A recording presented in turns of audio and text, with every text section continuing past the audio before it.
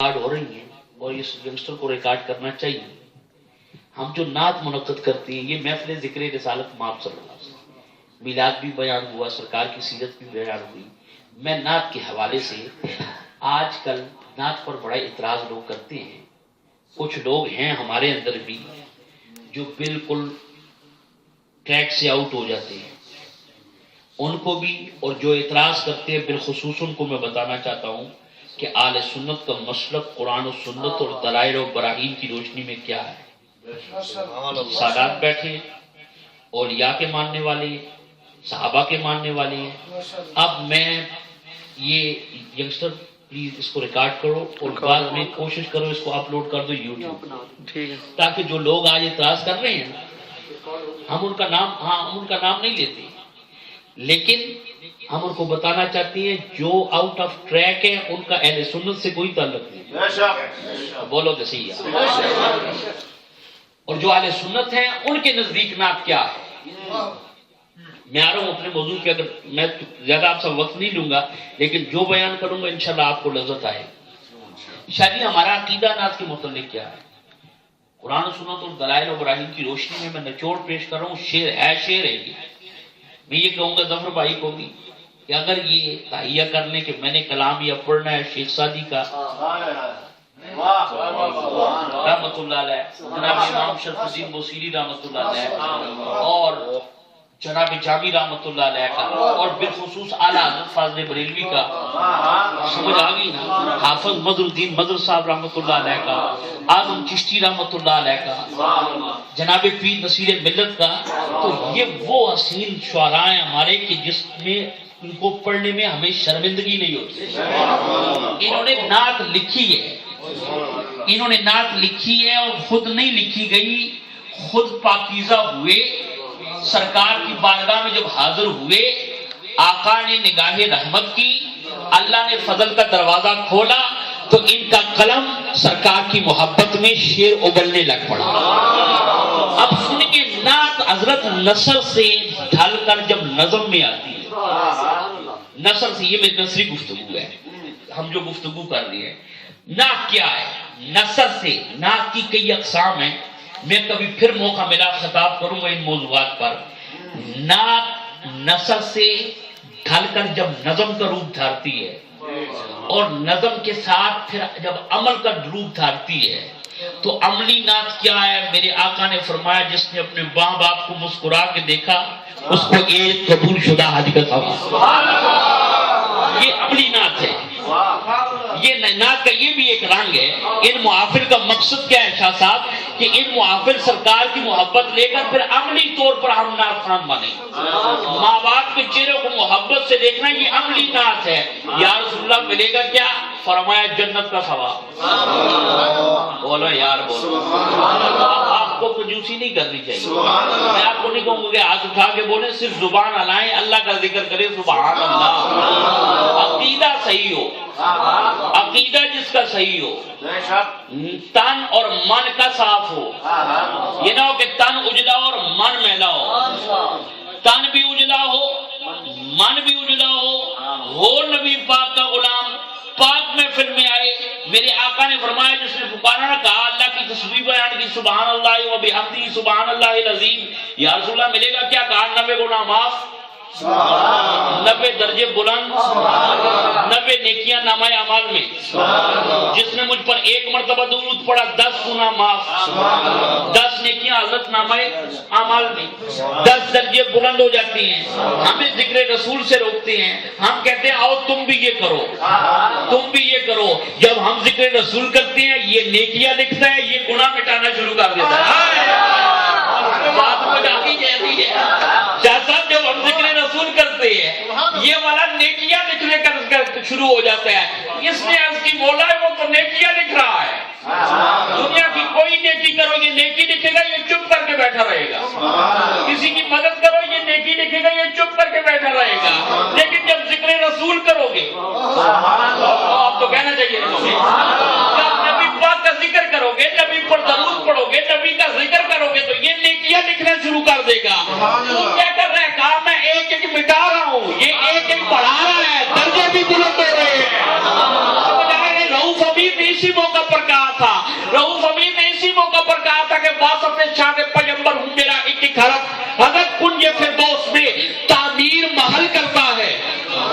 نبی پاک، آپ میں ترجمہ بھی کرنا پڑے گا نا شاہ صاحب، آپ کو سمجھ نہیں ہے نا، جو اردو ثقیل نہیں سمجھ سکے ان کے لیے واسط جناب پروفیسر رؤوف امیر کہتے ہیں، یا رسول اللہ میں تیرے معبود دا ثنا خان ہوں، میں تیرے معبود دا وصف بیان کرنا، واسط شان پیغمبر ہوں، میں تیرے معبود کی صفتہ بیان کرنا، تے میرا ایک حرف کنج فردوس میں تعمیر محل کرتا ہے۔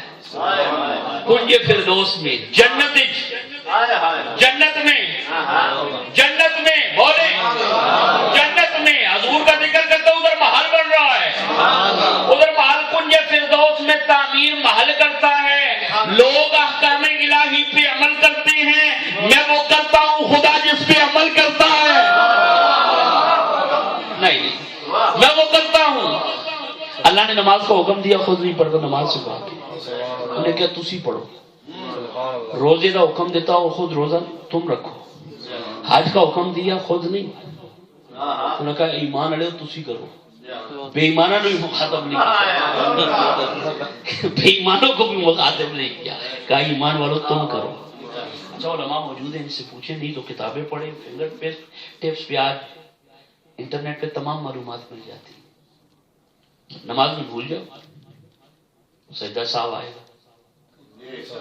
بول گئے ہو سجدہ صاحب جی، امام بولے دیتا ہوں سجدہ صاحب پیچھے سارے نو کرائے گا، کہتے ہیں امام کی قرات ہمارے لیے کافی نہیں ہے، فاتحہ خلف الامام ہے، مسئلے تو مدنی کو لا تو سمجھائے مدنی سمجھنا، فاتحہ خلف الامام پر یہ بڑے یہ جو ہے نا اعتراض کرتے ہیں، وہی پڑھنی چاہیے امام کو، اور میں نے کہا امام کی قرات ہی مقتدی کی قرات ہے، یہ تو بھی فاتحہ پڑھے تھے، امام بھی پڑھے تھے، امام کے ساتھ سے پڑھائی اور بولے نہیں ہے، آپ کو سمجھ نہیں آ رہی میں کیا کہہ رہا ہوں۔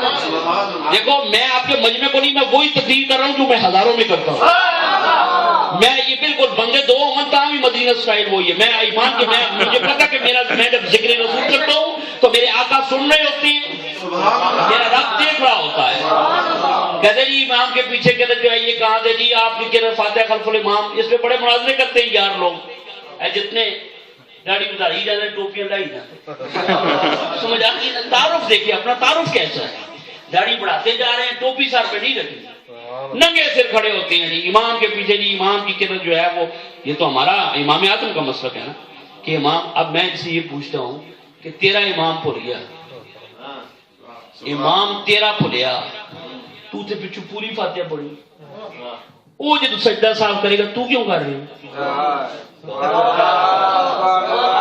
آپ کو بات سمجھ نہیں آئی؟ لالا صاحب اور گل ماڑی بجنے پہ سمجھ آ گئی، امام تیرا بھولیا، سمجھ آ گئی، تو دے پیچھے پڑھی ہے، تو نے سجدہ امام سجدہ صاحب جب امام کر رہا ہے تم بھی ساتھ ساتھ کر رہے ہو، یہ پیچھے جی ہاں، میں نے کہا یہی تو مسئلہ ہے، تو اعتراض کرتا ہے امام اعظم پہ اور باتیں کرتے جی ان کو 17 حدیثیں یاد تھی، میں نے کہا ان کو بقول تیرے 17 یاد تھی، ساری کائنات ان کو امام اعظم کہتے ہیں، تو پوری بخاری پڑھ کے بیٹھے، تجھے محلے کا امام ماننے کے لیے کوئی تیار نہیں۔ اب میں جو بات کرنا چاہتا ہوں، نماز میں کمی رہ گئی سجدہ صاحب کرو، روزہ اس میں کمی شاہ صاحب رہ گئی، مسکینوں کو کھانا کھلاؤ، غلاموں کو آزاد کرو، یہ میرا موضوع نہیں ہے، حج میں کمی رہ گئی، دم آ گیا، احرام باندھ کے جب نکلے جان بوجھ کے وال پٹ لیتا یا بکری ددا، جس عبادت میں کمی آ گئی وہ تم نے پوری کرنی ہے، ایک کوئی عبادت ہے ذکر رسول،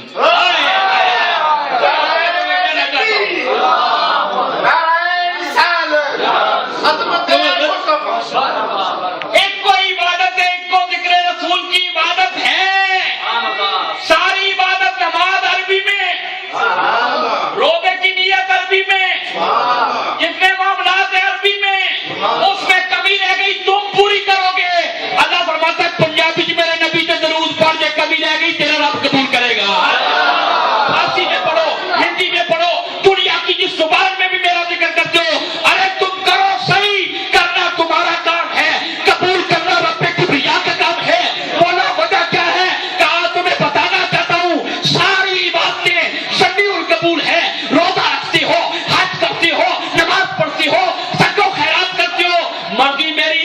کروں یا نہ کروں، پر ذکر رسول ایسی عبادت ہے جب کرو گے، جس وقت کرو گے، جس لمحے کرو گے، کرنا تمہارا کام ہے، قبول کرنا میرا کام ہے۔ بولا وجہ، فرمایا میں بھی معبود کا ذکر کرتا ہوں، فرشتے بھی کرتے ہیں، انبیاء بھی کرتے ہیں، اولیاء بھی کرتے ہیں۔ ارے تو ذکر رسول کرتا جا، قبولیت کی مہر میں لگاتا جاؤں گا۔